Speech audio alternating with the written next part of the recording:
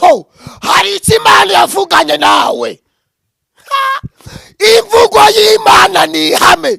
Ceceka mu kigeragezo wicayemo, Imana izura ibyawe byapfuye. Ifata ikibazo wari ufite, Imana igihindure zeru. Imana ifata ibigaragaza byose wari ufite, Imana ifata ibyaguhangaye, Imana ifata ibyakugiyeho, Imana ifata ikibazo ikiteshe agaciro. Imana ikuvanaho bagushize igutege mu gihe cyo guseka. Nta buzima Yesu ataguhindurira, nta naho Imana itakuvana. Ceceka mu kigaragaza urimo, Imana izura ibyawe byapfuye. Imana ishimwe cyane. Abantu baturwanya batabashisha Imana, abantu baduhiga batabashisha Imana, Uwiteka niwe munyiri wanjye sinzakena. Turabasuhuje mu izina rya Yesu. Umwami Yesu abishimire kandi Imana ibagirire neza. Amazina ni Profete Rudomo rw'Imana. Ndabasuhuje kuri kamera za Ezekiel TV.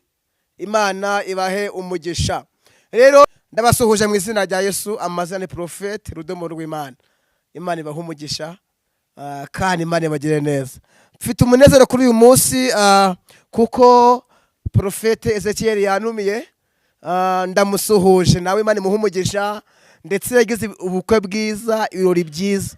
Rero Imana ibahe umugisha mwese muri mukagera bari mu majyaruguru, amajyepfo, ahantu hose muri Canada, ahantu hose muri Amerika, mbese hose ndabasuhuje mu izina rya Yesu.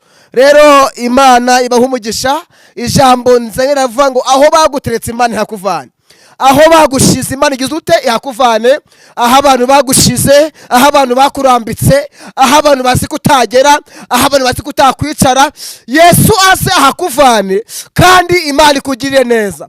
Rero turasoma ijambo ry'Imana riri muri Zaburi 23 umurongo wa mbere. Ravuga ngo Uwiteka niwe mwungeri wanjye sinzakena, anjyana iruhande rw'amazi adasuma. Imana ishimwe cyane. Uwiteka niwe mwungeri wanjye sinzakena, anjyana iruhande rw'amazi adasuma. Imana ishimwe cyane. Aremesha umutima wanjye, aremesha. Imana uyu munsi ifata ikibazo wari ufite, Imana igihindure zeru. Imana ifata ibigaragaza byose wari ufite, Imana ifata ibyaguhangaye, Imana ifata ibyakugiyeho, Imana ifata ikibazo ikiteshe agaciro. Imana ikuvanaho bagushize igutege mu gihe cyo guseka. Nta buzima Yesu ataguhindurira, nta naho Imana itakuvana. Ceceka mu kigaragaza urimo, Imana izura ibyawe byapfuye. Imana ishimwe cyane. Abantu baturwanya batabashisha Imana, abantu baduhiga batabashisha Imana, Uwiteka niwe munyiri wanjye sinzakena, anjyamisha iruhande rw'amazi adasuma. Imana ni umwungeri wawe. Twabonye Imana itabara. Imana ishoboye byose mwene data. Yahaye Profete ubukwe bwiza buryoshye.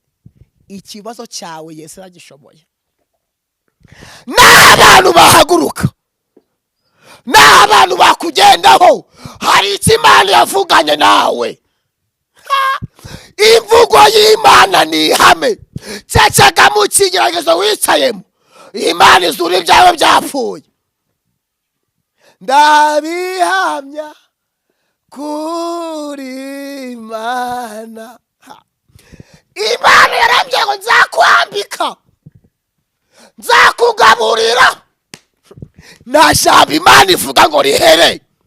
Abo byagucangiye ni Imana ibicanguriye.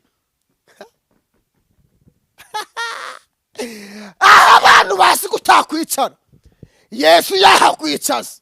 Aho abantu bazi kutagera, Yesu yahakugeza.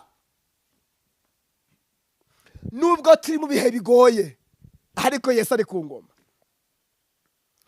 Uwiteka niwe mwungeri wanjye sinzakena, anjyana iruhande rw'amazi adasuma. Imana ikujyane igutereke mu gihe utakekaga. Imana izura ibyawe byapfuye. Imana igusetse mu izina rya Yesu. Imana iguhuze n'umugisha wawe. Imana igutunguza amashimwe. Imana igutunguza igitangaza. wongere kongera guseka mu izina rya Yesu. Umaze iminsi usenga, umaze iminsi usaba, umaze iminsi winginga, umaze iminsi utereta, Yesu aragutabaye. Haleluya. Uyu munsi Imana igutabare. Tugiye gusenga Imana, ariko uyu munsi Imana igutabare. Naho abantu baguhiga, naho abantu bakugendaho, naho abantu bagusebya, naho abantu bakurwanya, ufite Yesu wawe. Yesu arihagije. Fata ikibazo cyawe gihindure zero. Fata indambara zose uri kurwana uzihindure zero. Fata agahinda ufite, uvuge ngo mfite Yesu mara agahinda. Yesu amara agahinda kandi wirira. Tugiye gusenga Imana. Nasomye ijambo rirashira ngo ahari kurira kwararira umuntu nijoro, bwacya mu gitondo impundu zikavuga. Imana igoye kuvuza impundu.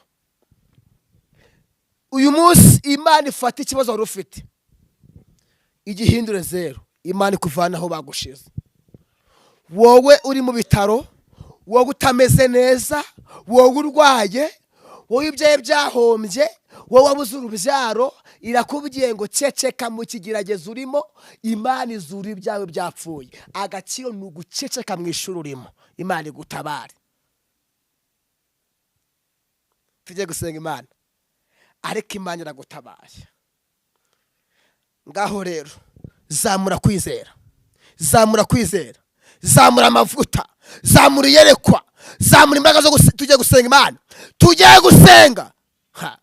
Mana mu izina rya Yesu, uri Imana ikora, uri Imana yacu, nta kibasha kurogora imigambi yawe. Uri Imana yacu, Imana itabara.